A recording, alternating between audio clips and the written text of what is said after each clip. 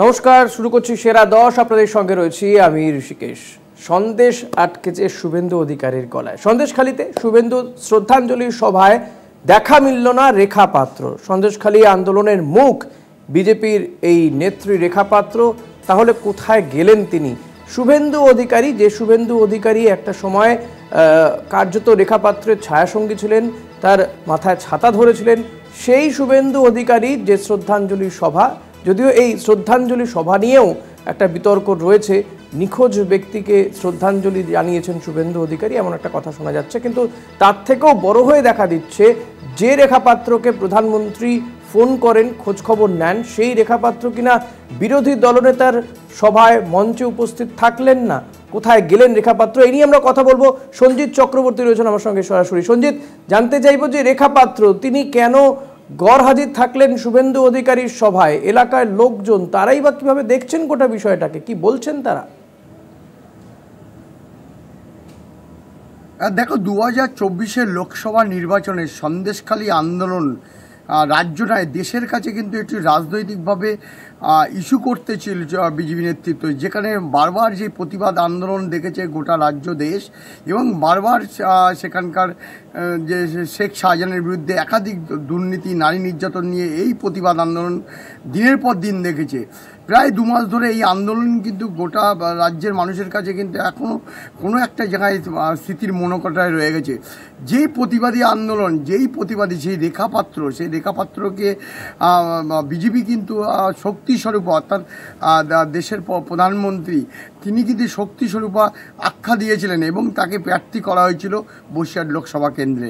কিন্তু সেখান থেকেই বসিরহাট লোকসভা কেন্দ্রে ব্যাপক প্রায় 3.5 লক্ষ ভোটে তিনি হারেন, কিন্তু সন্দেশখালী বিধানসভায় 7,000 ভোটে তিনি জেতেন।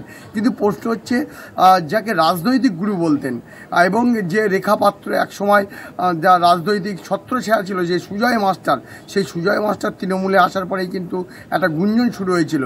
কিন্তু রেখা পাত্র সেখানে উড়িয়ে দিয়েছিলেন যে তার রাজনৈতিক গুরু হচ্ছে শুভেন্দু অধিকারী। কিন্তু সেই রাজনৈতিক গুরুরা আজকে বিশেষ করে সন্দেশখালীর যে কানমারিতে যে শ্রদ্ধাঞ্জলি সভা ছিল, সেই সবাই কিন্তু গড়াজি ছিল রেখা পাত্র। এখন প্রশ্ন হচ্ছে, সারাক্ষণ প্রায় 30 মিনিট বক্তব্য রাখেন বিরোধী দলনেতা, তিনি কিন্তু রেখা পাত্রের নাম একবারও উচ্চারণ করেননি। পাশাপাশি এটাও শোনা যাচ্ছে যে চারিদিকে যে রেখা পাত্র একটি কলকাতার বেসরকারি নামী হাসপাতালে ভর্তি চিকিৎসা রয়েছে এবং আগামীকাল সোমবার, হয়তো মঙ্গলবার তিনি ছাড়া পাবেন। কিন্তু প্রশ্ন হচ্ছে যে সন্দেশখালীর মাটিতে যে প্রতিবাদ আন্দোলন গড়ে উঠেছিল, যেই রেখা পাত্র সামনে রেখে তারা নেতৃত্ব দিয়েছিল, সেই রেখা পাত্র আজ যে জনসভায় নেই, সেইটা নিয়ে কেন বিজেপি নেতৃত্ব একটা কথা বললেন না? তাহলে এলাকার লোকজন তারা এই বিষয়টাকে কিভাবে দেখছে? সঞ্জিত, তারা কি বলছেন? এলাকার লোকজন তারা এই বিষয়টাকে কিভাবে দেখছেন, কি বলছেন? দেখো, সন্দেশখালী মানুষ কিন্তু ইতিমধ্যে যে সন্দেশখালী আন্দোলনের যে প্রেক্ষাপট তৈরি হয়েছিল, তাদের কাছে একটা স্পষ্ট হয়ে গেছে যে এই আন্দোলনের আসল রূপ কী ছিল, এই আন্দোলনকে কোথায় নিয়ে যাওয়ার চেষ্টা হচ্ছিল। এই আন্দোলনের এই যে প্রতিবাদী যাদেরকে নেওয়া হয়েছিল, তারা অনেকেই কিন্তু আজকে তৃণমূলের সঙ্গে রয়েছে, অর্থাৎ তারা অনেকটাই ভুল বুঝেছে, এমনটা তারা দাবি করছেন, বিশেষ করে তৃণমূল নেতৃত্ব দাবি করছেন। কিন্তু পাশাপাশি সন্দেশখালী আন্দোলনের যে মুখ, এই রেখা পাত্র যে আজকে নেই, কোনো একটা জায়গায় তাদের মধ্যে কিন্তু একটা হতাশা তৈরি হয়েছে। আসলে কি রেখা পাত্র দল থেকে দূরত্ব বাড়ছে, না কোনো একটা জায়গায় দলের নেতাদের সঙ্গে তার কোনো একটা জায়গায় বোঝাপড়ার অসুবিধা হচ্ছে?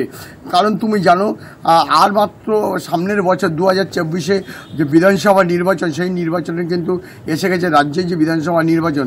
তার আগে কিন্তু বিজেপি নেতৃত্ব ইতিমধ্যে গুটি সাজানোর চেষ্টা করছে। তুমি জানো, সন্দেশখালী আজকে শ্রদ্ধাঞ্জলি সভায় সেখানেও একটা বিতর্ক তৈরি হয়েছে। সেখানকার নিখোঁজ দেবদাস মণ্ডলের স্ত্রী সুপ্রিয়া মণ্ডল বলেছে, আমার স্বামী জীবিত না মৃত সেটাও ঘোষণা করা হলো না। তার আগেই তাকে শ্রদ্ধাঞ্জলি দেওয়া হলো, তার ছবিতে মালা দেওয়া হলো, চন্দন দেওয়া হলো, পাশাপাশি ধূপ দেওয়া হলো। কিন্তু সুপ্রিয়া দেবীর কপালে যেমন টিপ ছিল, লাল টিপ, হাতে শাঁখাপলা ছিল। কোনো একটা জায়গায় কিন্তু দলের কোনো একটা বোঝাপড়ার অসুবিধা হচ্ছে। তাহলে কি 2026-এ বিধানসভা নির্বাচনের আগে বিজেপির অন্দরেই কি কোনো একটা জায়গায় তৈরি হচ্ছে, খামখেয়ালি, মানে নিজেদের মধ্যে বোঝাপড়া একটা অটুট একটা জায়গা নষ্ট হচ্ছে? এটাও যখন প্রশ্ন। তুমি জানো, সম্প্রতিকালে দেশের প্রধানমন্ত্রী আলিপুরদুয়ারে এসেছেন, সেখানে একটা রূপরেখা তৈরি করে দিয়েছেন। অন্যদিকে অমিত শাহ স্বরাষ্ট্রমন্ত্রী এসে একটা বেসরকারি হোটেলে তাদের সঙ্গে একান্তভাবে একটা ম্যারাথন বৈঠক করেছেন বিরোধী দলনেতা শুভেন্দু অধিকারী, সুকান্ত মজুমদারের। আর সেখানে একটা হয়তো রোড ম্যাপ তৈরি করে দিয়েছেন যে 26-এর নির্বাচন কীভাবে লড়তে হবে। তাহলে কোথাও একটা যেন কোনো একটা যে ফাঁকা গ্যাপ তৈরি হচ্ছে, এটাও কিন্তু সন্দেশখালী মানুষের কাছে কিন্তু প্রশ্ন হয়ে দাঁড়িয়েছে।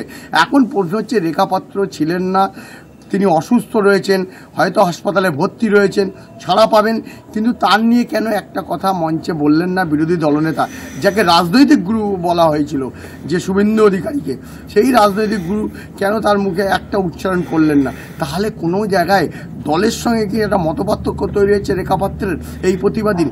এটাও কিন্তু আগামী সময় জানা যাবে যে নির্বাচনের আগে যে রেখা পাত্রের অবস্থানটা কোথায় আছে। সব মিলিয়ে আজকে সন্দেশখালী শ্রদ্ধাঞ্জলি সভায় যথেষ্ট অস্বস্তিতে বলছে শুভেন্দু অধিকারী অর্থাৎ বিরোধী দলনেতা।